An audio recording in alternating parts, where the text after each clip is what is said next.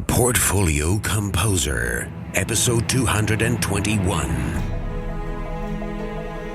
You're listening to the Portfolio Composer podcast with your host and coach, Chad Hobson, where he teaches you what it takes to master the business end of writing music through mindset, marketing, and business skills.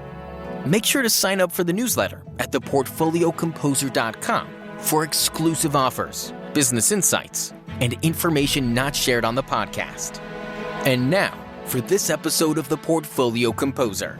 Because it's about pressure, and it's about how you relieve that pressure. And you can't take it too seriously. You know, no one's going to die. I mean, we all want to sort of have a meaningful existence and make all this music the most incredible music we've ever done. But in order to enable that, you have to be connected.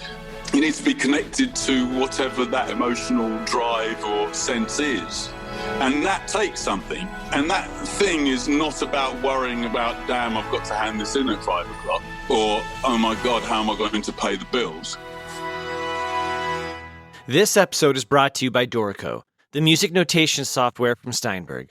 Just released, Dorico Pro 3 is a major new version with game-changing advances in note input, notation, and engraving. Also available from Steinberg is Dorico Elements, an entry-level application that packs all of the essential power of Dorico Pro into a simple, streamlined package that is ideal for those getting started. Find out more later in the show. Welcome to episode 221 of the Portfolio Composer podcast. I am your host and your coach and your teacher, Chad Hobson. Today's episode is with British composer Chad Hobson, and what I really like about this is Chad's fieriness, and we kind of push against each other quite a bit.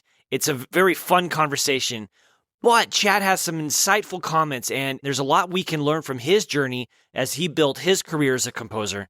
So pay attention, because success leaves clues, and if you've been listening to the podcast for any time, I hope that you're picking up on these clues and you're applying them to your life too, so that you can move your career forward. If you have not yet subscribed to the podcast, go to whatever pod-catching app you're using and hit subscribe. That way, each episode is delivered straight to your phone, and you won't miss a single one.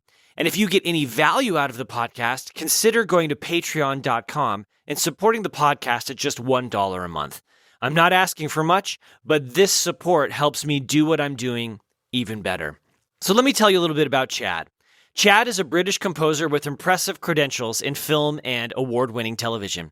His work in film includes a wide range of genres, from gritty urban dramas like Adulthood, epic fantasy like Stardust, to most recently HBO's Leaving Neverland, directed by Dan Reed, which chronicles the sexual abuse allegations made by two boys against music icon Michael Jackson. Enjoy. All right, Chad.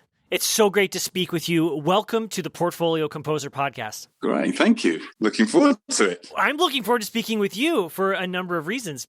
The name of the podcast, the portfolio portion of the name of the podcast, comes from the business and investment world, where the idea when you are investing your money is to create a portfolio of investments. Yeah. And the reason you do that is so if one thing tanks in the market, you're not left up a creek. And I believe in today's current economy and building a career as a creative, we have to create a portfolio of income-generating things. And we can do that all with music-related stuff. So this is my first question for you today. Yeah. What's in your portfolio? What are the things that you're doing as a creative and a composer that are generating income? Well, I'm quite lucky because I seem to have stumbled into a bunch of directors and creative companies that need bespoke music. And so I've been very lucky that people have trusted me they send me some stuff and I do some stuff on top of it. And lo and behold, they enjoyed the process of working with me and usually come back. I mean, it's, I just give everything I can creatively to the project, regardless of budget or whatever, with ridiculous time constraints. Because as you know, as the budgets slide down the toilet, so does the time. Right. And so you're forever chasing what is essentially a race to the bottom, I think, financially in a lot of ways, because as the technology allows people to mess around and, just for instance in film, suddenly we've got this idea of soft locks and all this stuff. In other words, they're perpetually messing around with the edit and changing stuff and fooling around at infinitum. So it's really hard to sort of structure yourself to work within those confines of how, let's say, for instance, you've got a schedule of 3 weeks. And usually they always want you to start before they've really got it where they want it. So you're chasing and they're chasing. And so, you've got to try and keep your time and use your time wisely. Otherwise, you can be chasing, going around in circles with a project. Right. I think there's a certain amount of skill in knowing how to work with directors and the production companies, and I'm lucky that I've worked with people enough that we know our processes, which saves you a lot of time, effort, and money. Sure. All right, I'm going to nail you down on this answer though, because I think you're avoiding it. What are you doing to make money? So you're obviously scoring films and projects. Yes. Is that really the only thing that you're doing as a composer right now? Oh yeah. Yeah, there's no time for anything else. Yeah. Wow. Okay, the first thing I want to follow up on is you said you were so fortunate to stumble upon some directors. I think that was the wording. Well, there's this horrible thing that people think you know what you're doing, in the sense of, there's this career ladder and you just sort of walk up this ladder. But the ladder is kind of random. You just have to be proactive in doing things. I just lucked out in a couple of places, which meant that a few people came back, and then it started to make sense, that there were enough projects that I could sustain it. Mm-hmm. Is that what you're getting at? A little bit. I don't have an agenda here. I'm not looking for an answer. So, okay, one doesn't just stumble upon directors. So tell me the story of how you stumbled upon these people. Okay. Being sessions here and there, various studios, and I got a break really, with Ilan Ashkeri and Steve McLaughlin. They, pretty well established guys, and I was pulled in to do a bit of this and that turned into more, and that turned into more, and then suddenly I was getting my own projects, and with a little bit of support from them in the beginning, and that just started to slowly multiply. Wow. I wished I could tell you I was really clever and I just sort of was hanging out in the right places in some sort of networky sort of way, but it wasn't like that at all. It was just a sort of natural progression of being comfortable in the studio with people, and and being able to express and understand what maybe people were looking for in the music, Okay, so let me kind of give you a little bit of my philosophy, and I think you just hit on a big part of it here, believe it or not. So there is an element of luck to most of our stories, right? Yeah. Things we can't control. Yeah. And I'm getting the impression that you didn't set out with the intention. Like you said, you weren't in networking environments. However, there are things that we do mostly subconsciously that begin to maximize our efforts. Yeah, it's called paying your dues. Well, it's more than that. Yeah. But see, you said you were in the studio performing. For me, paying your dues is just the process that gets you to the point that you need. Okay, tell me more about that. What that was for me was I was playing in bands and doing all kinds of things. I had all kinds of friends and this that were doing this, that, and the other. And and I was always interested in all kinds of music, I fell into doing music for film and, and screen, but only because I was already pretty adept at, playing with songwriting and production and these things, which I just sort of was doing, and because I loved it. And I just pursued it. And then inevitably, because you're pursuing it, you bump into others who are on the path. Yeah, but see, then that's where the magic happens. Well, yes. See, you had said a minute ago that you were, first of all, you were comfortable figuring out what these people wanted, and then you gave it to them. Yeah, but that's the job. It is. Now. But see, so many people think it's all just about the music. No. It's about the relationship first. The music is, it's like saying I'm a builder and the building is all about the hammer that I've got. You need the damn hammer, but, you kind of need to understand, why the wall works.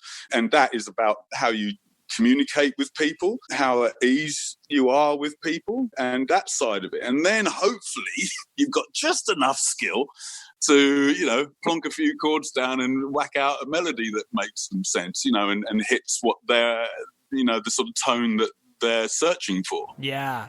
See, you know what you're doing. You keep saying you stumble into it. That's what I tell everyone. That's the big secret of Chad Hobson, is it? Yeah. Indeed.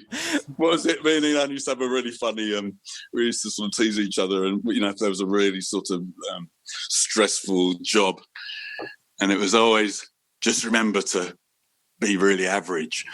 We used to fall around laughing. Because there's a peacefulness in not trying to write the greatest piece of music you could ever conceive of in 2 minutes.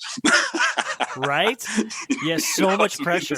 Suddenly there's a freedom to be a little bit rubbish, but actually in that sort of freedom is the thing. Tell me more about that. What does that mean? Kind of the freedom in the rubbish. Okay. Well, because it's about pressure. Uh-huh. And it's about how you relieve that pressure. And you can't take it too seriously.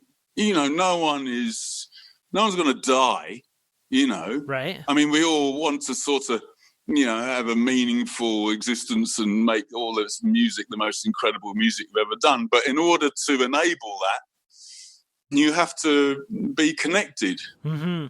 You need to be connected to whatever that emotional drive sense is. And that takes something. And that thing is not about worrying about, damn, I've got to hand this in at 5 o'clock, or, oh my God, how am I going to pay the bills? Right. All those things just get in the way of the creativity. And your job is to absolutely nail the creativity. And then you can worry about the rest of it afterwards. But by sort of being a bit tongue-in-cheek with it and fooling around with, how seriously you're taking it. I mean, look, we're serious about doing the job, don't get me wrong. But it's just, it's how you approach doing the job, sort of carefree expression, So how do you deal with that? Because you get a gig, you get a job, and then you have all this pressure. So what do you do to help find that freedom and be able to relax? For me, these days, it's a little bit like riding a bicycle. I just sort of get on it and it sort of takes care of itself most of the time. It's not like I'm thinking about balancing. Sure, right. It's like, right, what's needed? It's this long, I need it to end there. It needs to do something here, it needs to hit that, and it needs to start here. What tempo sort of almost hits those beats? What's the vibe? Da, da, da.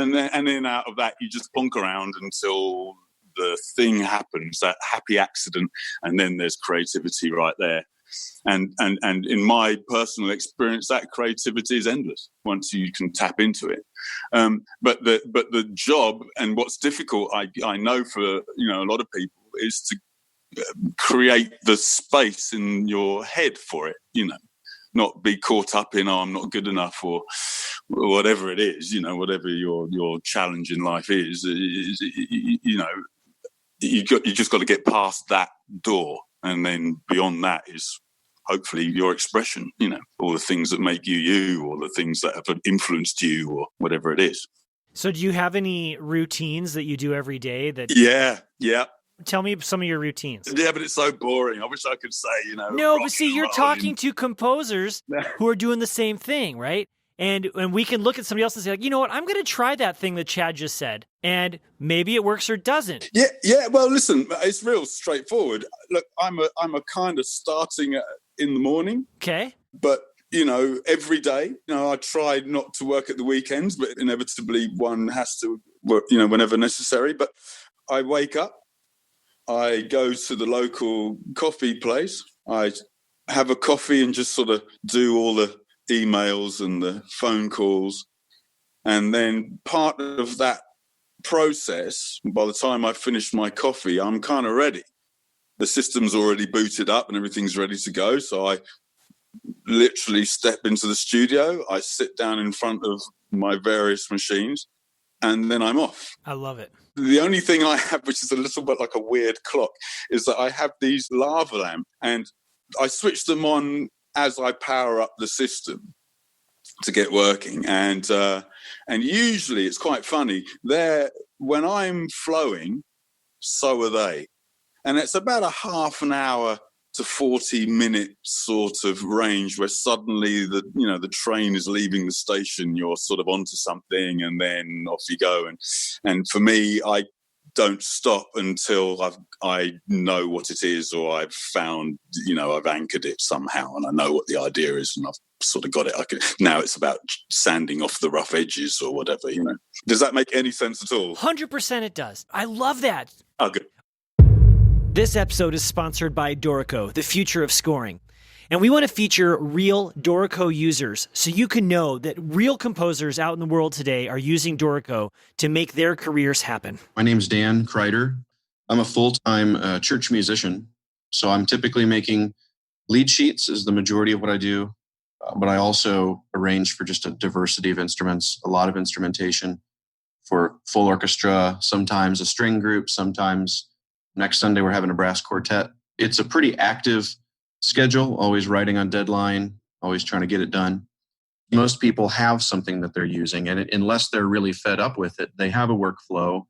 They're accustomed to it, and they like what they know. And in some cases, they perhaps don't realize what something could be. And that, I think, was my case. I had amassed a huge collection of workarounds and third-party plugins and shortcuts. And I had just become accustomed to thinking that was fine and normal. And it just vaguely started to annoy me that once I had finished the creative part of a score, I knew there were 2 hours ahead of me or so to get it looking like it needed to be. And that's honestly what sort of overcame that original entrenchment. You initially maybe adopt a program because of a particular reason, and then you find there's another reason you hadn't even considered. I initially came to Dorico from Finale only because I was tired of tweaking a score and tired of avoiding collisions. But I had not even considered something like non-destructive writing, and also just the output is bold and strong and feels very personal. Those are things that I was pleasantly surprised at. What I love most about it is that scores look beautiful right out of the box. Honestly, that is what I love the most. I can open up the score. I can start entering the notes. I can switch over to engrave mode to check it. I may bump one or two little things, and it's done. I never have to settle for ugly scores again on short notice. I think one of the things that I really appreciate about the development process, and that I think is going to yield the best results in the long run, is that everything is so carefully thought through. In another 6 months to a year, the number of things that Dorico won't do natively is going to be a fraction of what people are going to require of it. There's really no question that I'd recommend it. In fact, I do, and my colleagues give me a kind of a hard time about it, jokingly, because I'm a little bit of an evangelist. I have started offering private tutoring. That's a real interest of mine in helping users, ask questions and evaluate their own workflow and see, okay, there are some other ways that I could really trim down my time and get to the real business, which is making music. The kind folks at Dorico have set up a special web page so you can go and download a free 30-day trial copy of Dorico.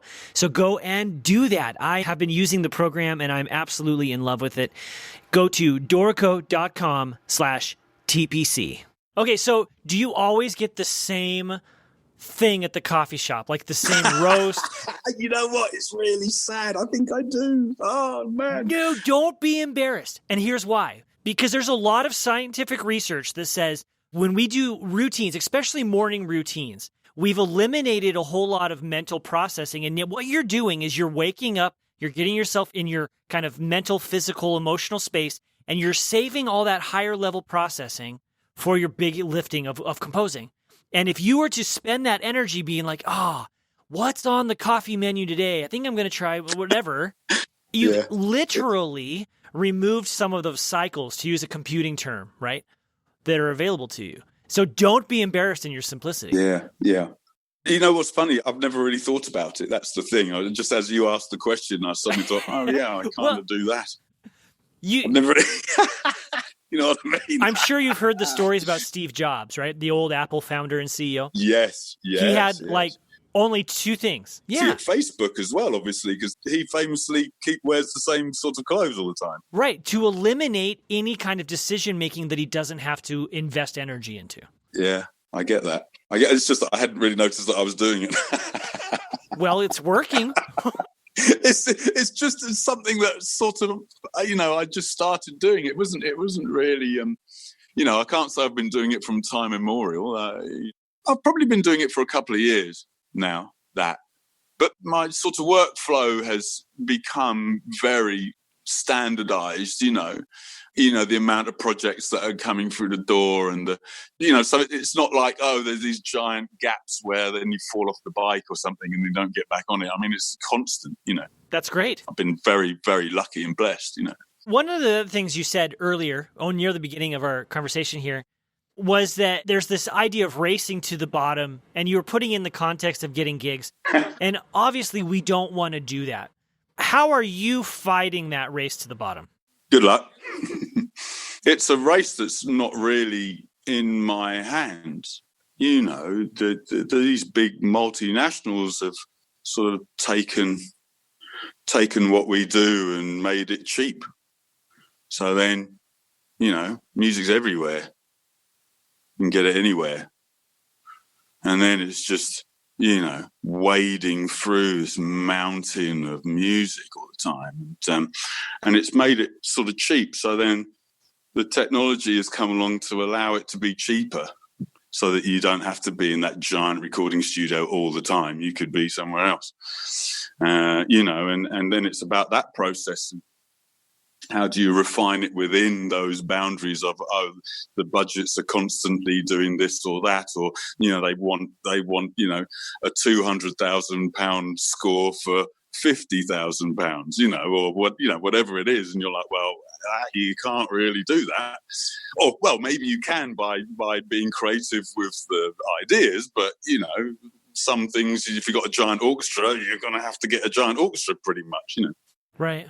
So there's this thing, though, when we join that race to the bottom where we become a commodity. And you said that, right? These big businesses driving the price down, and they're the production houses. And we don't really want to be a commodity because commodities are exchangeable. Well, this is where we get into the next bit, which is what is your shop front?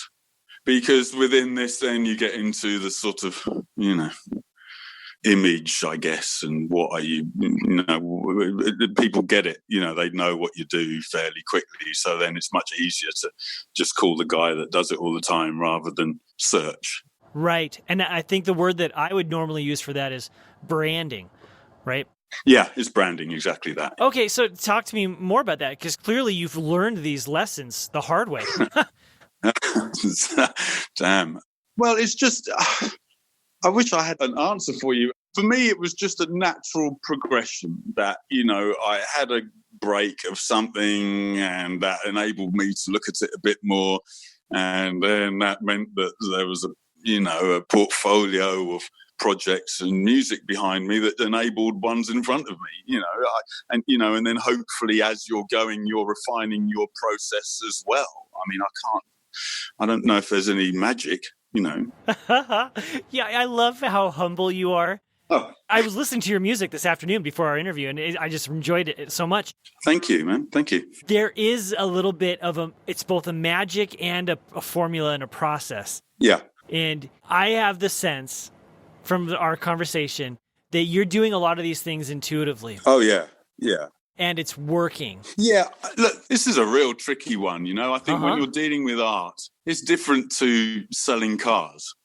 I know, the bloody accountants have taken over everything now, so everything's become this commodity and it will cost this and it's worth that and all the rest of it. For me, I'm more concerned about what I'm worth as a human being and following my dream, really, and following my art has enabled my life to become partly what I'd hoped for, and I'm utterly blessed by it. But the process that got me there was just, what was it? Blackadder used to say, my sheer unwillingness to stare the barefaced facts in the face will see me through.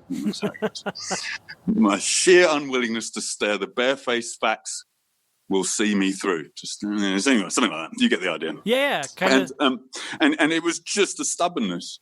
I'm not going to fail at this. And if you come from that place, and nothing else mattered, and I was young enough, that I didn't have all the stuff, all the, the things that stop you from taking the risk. So, by the time I'd realised it was too late to go back, I was already far enough forward that it made no sense to stop. But I'd sort of forced myself into that position, to be honest. I made sure that all I was going to do was music. Like you burned the bridges behind you? Like there really was no going back? Yeah, I think I did, when I look back on it, Yeah, I think I did. Wow. But in a good way, not in any sort of terrible way. It was just that was where I was at. Okay. So you made this decision and you were going to come hell or high water, I'm going to make this work. Yeah. Wow. So what were some of the things, like every time you faced a failure, how'd you get back up on your feet? How did you not just throw in the towel? It didn't register as a failure. Yeah? I never thought of it as a failure. I just thought, it was like, then there's another way of doing it. I didn't think, no, that was all my fault. I should have seen it. I should have worked that out.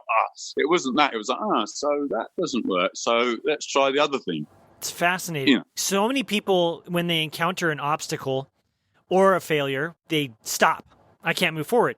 And yet you were looking at that obstacle and saying, I can just go a different way around this thing. Yeah. Yeah. I mean, look, I'm saying it wasn't easy. Well, no, it never is. But, I told you I was already coming from the place where there was no choice. That was it. I've made the decision. I'm in. So all I had was going forward. And to be honest, all this is about flow.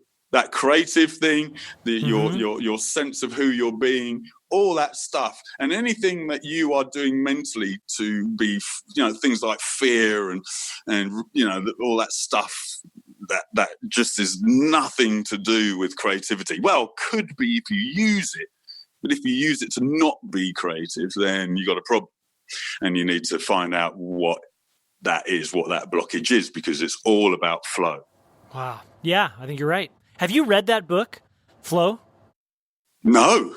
There's a book called Flow? Yeah, by this researcher. He's got this Eastern European name, Mihaly Csikszentmihalyi or something like that. I'll check it out. It's about being in that place of creativity and freedom where all the things fall away. You you're in flow when you're composing, when you're not aware of your surroundings, you've lost track of time, you're just making music, and it's usually working because you're at your optimal. Yeah, look, you're in the moment, you're in the present. Yes. And to be honest, it's more than that, It's like you've tuned in to a certain frequency that allows the spark to pass through you. It's like you have to be receptive to it, like a flower opening for the sun or something, or, there's a state, I think. There's a mental area. Right. That is, again, that riding the bike analogy, it's that bit where you're just riding the bike. You're not going, left, fall off. It's not that. It's just you're riding it. Yes. Yeah. I agree with you 100%.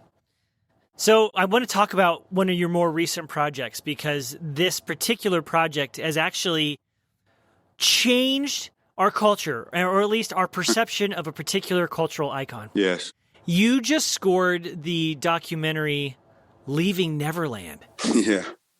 And for people who are like living under a rock and they don't know what this is a groundbreaking documentary. Well, why don't you say it? What is it? It's the story of two families who met one of the probably most famous person on earth, and the story of what went on between them, and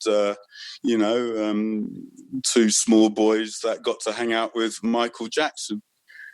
And then the story continues into the abuse of these small boys, and Michael Jackson doing all he can to make out that it isn't true. Yeah. Are you convinced that their stories are true? I think you have to watch it and you'll know, won't you? Oh, yeah, I know. I was trying to get you to say, yeah, I think everyone who's watched it has come to the same conclusion. Look, I believe this. I think he was an extremely lonely guy. Yeah. He was at the height of his fame, and he was utterly alone. Yes. And he found something in a small boy, a friendship that developed. And then, he's a man and this is a boy. But they loved each other, and that love went the wrong way. Yeah. I can't think of it as any other way than that. And then I think after that, it got really out of control. Yeah, he crossed the line multiple times. I just think whatever, mechanisms he had, whatever was driving that side of him, just got unleashed, and there was no stopping it. I don't think anybody could have stopped him. Well, he was lonely, and I think he was in pain. A lot of pain. I think he was in a lot of pain, soulful pain and Yes. physical pain. Absolutely. And he was trying to have that childhood that he never had. Yeah, I don't know about that, but I know people banned that one around. I don't know. Maybe. Who can say? I just listen. I said to someone the other day, I said, when that film came out, everyone left Neverland. If you ever were doubting it and saw the news back in the day and were like, oh, they're out to get him, and they're out to get his money, and there comes a point where you just go, well, who wants to put themselves through this? Right. And then you just listen to their story and see what devastation hit their families, and ask yourself again, he was, because look, if I was hanging out with small boys and I had them in my bedroom and I had them in my shower and I had them, whatever, you would think I was pretty odd. Yeah. Right? You wouldn't go, oh no, it's Chad, he's all right. No, he didn't really have a childhood. He didn't really, he never got to ride that bike. He was too busy touring. Come on, wake up. I wanted to ask you, because if you're anything like me, you literally grew up with the music of Michael Jackson. Yeah, of course. Loved him. Yeah, well, I loved him. I was a fan. I wasn't like a kind of crazy fan, but like, man, there's some records of his. Well, the guy was pure genius. He could sing, he could dance, and he wrote his own music. Yeah. What was that experience like for you to score this film that was changing your perceptions? Yeah, nice one, Dan. Yeah, thanks. Thanks, Dan. Dan, he's the director of the film, by the way. Director. Thanks, Dan. Listen, horrific in one way, but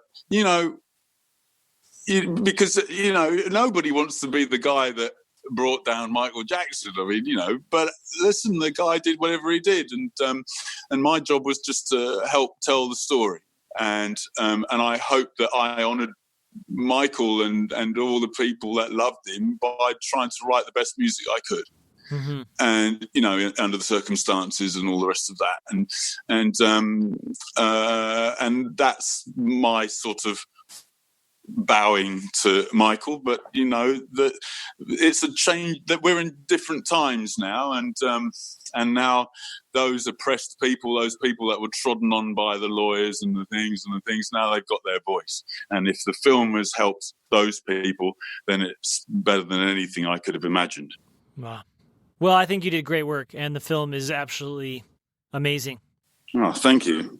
I teach the history of rock and roll class at the university, and we talk about Michael Jackson. And before your documentary, it was one story, and now I can't tell that same story again. Yeah.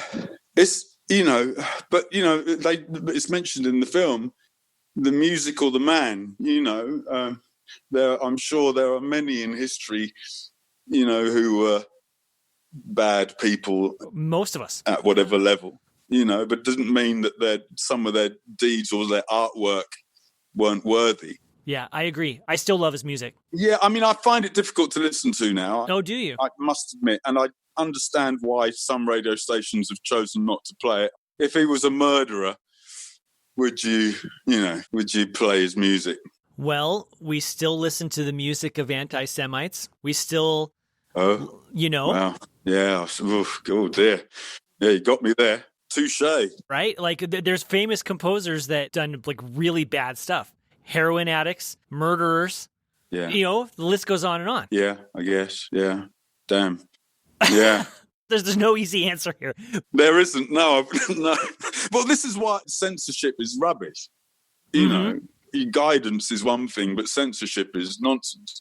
But I think I get the radio stations, you know, they can't be seen to, you know, be making people feel uncomfortable. You know, if it's, you know, maybe things will die down a bit, I don't know, and then they could start playing it again. I really don't know how it's going to affect things long term. Like I said, most of the planet left Neverland when that came out. Yeah. You know, I remember the day it came out and the following day wandering through the streets, and it was a bit like here in England when the Brexit vote came in. It was people were just sort of in shock, or a whole bunch of people were in shock. It was like, how did that happen? And it was a little bit, you know, that. Right. You know, but you know, I don't want to leave the interview on such a sad downer of a note. yeah, well done.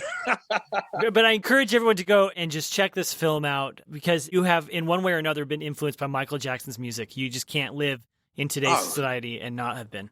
Absolutely. You know, absolutely. He had a period where he really was writing and producing and making the greatest music and entertainment videos. I mean, you know, Thriller, you know, I mean, all these, you know, Off the Wall, just some seminal records. I mean, you can't be into music and not have tapped into a bit of Michael Jackson. Yeah. Oh, genius. Absolutely. Okay, so let's ask one more question and then we'll wrap things up. Okay. One thing I like to ask people who are on the show is, what piece of advice could you give to the people who are listening? One action they could take today to move their career forward. Believe in yourself and do something about it. Don't just dream about it. Put something at stake and attempt it. You know, and what I say at stake, you know, whatever you think it is. If you want to really do music, you've got to really, really want to do it. It's not like, oh yeah, I sort of like to do music. Either you do it or you don't. So have something at stake and have that in your head and go and get it. That's brilliant. Thank you. Thank you. Yeah, this has been a great pleasure speaking with you, Chad. Oh, mate. Really enjoyed it very much. Awesome. Thank you, man. Sorry if I was a bit all over the shop. I've literally been in the longest session of all time. I've just sort of been peering at thousands of tracks. You know, my brain is imploding as I'm speaking to you. Know. It's all good. Good. You were brilliant. Awesome. This episode of The Portfolio Composer has been supported by Dorico, the music notation software from Steinberg. Whether you're a composer or arranger, a teacher or student, working in music engraving and publishing, or working in producing music for media such as film, TV, and games, Dorico is the tool for you. Dorico comes in two versions: Dorico Pro for professionals and Dorico Elements, providing the perfect introduction to the world of scoring. Whichever version you choose, you'll be using software packed full of smart features that produces beautiful results completely automatically, allowing you to get music on the stand more quickly than with any other software. You can bring music into Dorico from your existing software using Music XML or MIDI, and you can try Dorico out completely free of charge for 30 days by downloading a trial version from dorico.com/TPC. Try it today.